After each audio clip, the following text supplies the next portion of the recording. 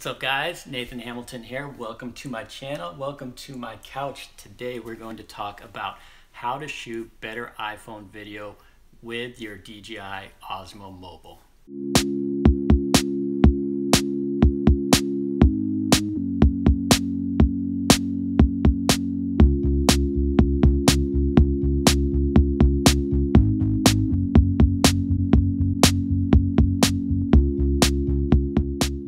Welcome back. Of course, this is the channel where I show you how to shoot better iPhone videos. Take your videos from down here to way up here to impress your friends and essentially produce better content with that tiny little smartphone that's sitting in your back pocket.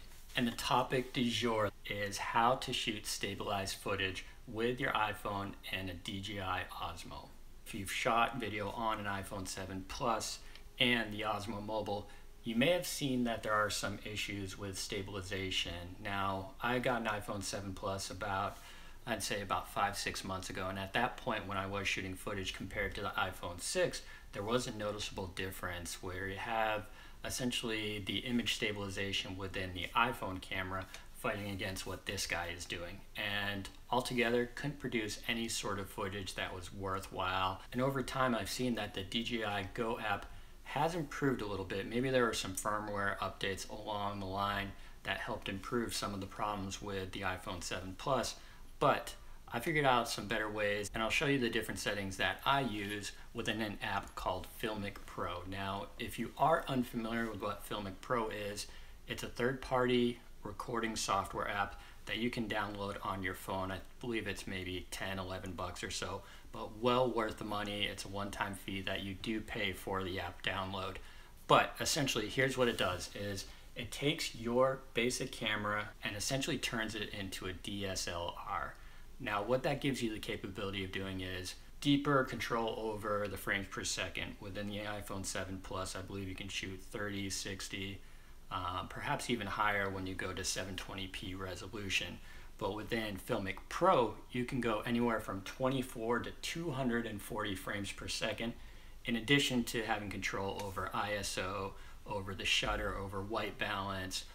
You can also have separate controls over focus and also exposure, which you don't have in the native app within iOS. And particularly one thing of interest is Filmic Pro even includes what's called digital image stabilization. Now, when you're using this with OSMO Mobile, you'll want to turn it off. In addition to keeping the digital image stabilization within Filmic Pro turned off, there are a few other settings that I've found that have worked the best to really get high quality stabilized footage. And I'm going to show you exactly how to set that up right now. So the next thing you want to do is change your frames per second. Now you want to jump into the menu that reads frame rate, and when you click on it here, you're going to see various options, anywhere from 24 to 240 frames per second. Now, the ability to choose any of these is going to depend upon what resolution you're shooting in. The lower the resolution, say 720p, the higher frames per second FPS that you can shoot in. I've got a preset which I call 1080p cinematic, and I choose to shoot in 24 frames per second, which is a very common, very popular FPS to shoot at to really get high quality cinematic footage. Once you've got FPS chosen, you want to navigate to change your resolution. Now this is of course up to you, but I choose to shoot in 1080p within my iPhone 7 Plus just to essentially save more memory. It does look far better in 4K, but for these videos here and anything we're shooting, I'm shooting in 1080p. If you were to choose 4K, when you go to the FPS menu, you do have fewer options to choose from. And the last one that you want to have checked is there is an integration for Filmic Pro and the OSMO Mobile.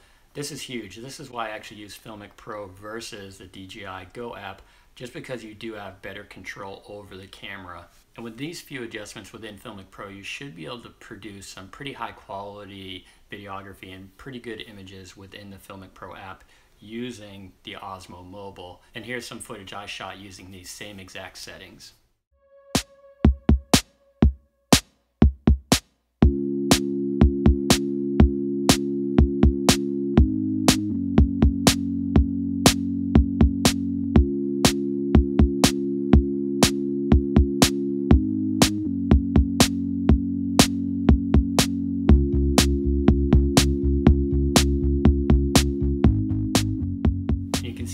this footage that there aren't any problems with image stabilization.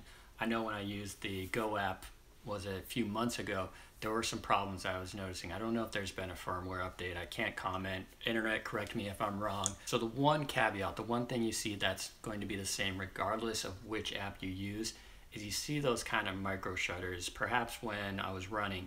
And one thing you're going to notice, regardless of the app you're using, whether it's the Go app, whether it's Filmic Pro, when there is a lot of motion, when there are these jerky movements, you're going to see those micro shutters. To get rid of that, you likely need 4-axis stabilization.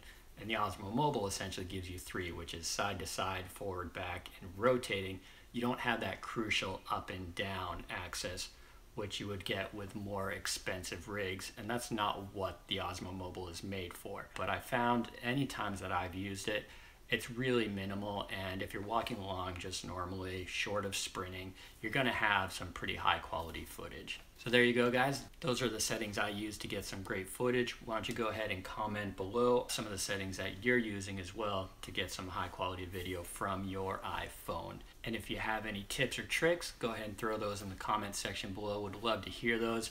Maybe we'll throw them into a future video. So to that end, go ahead and subscribe. We're going to be putting out more content about how to shoot better iPhone videos in the future. See you in the next one, guys.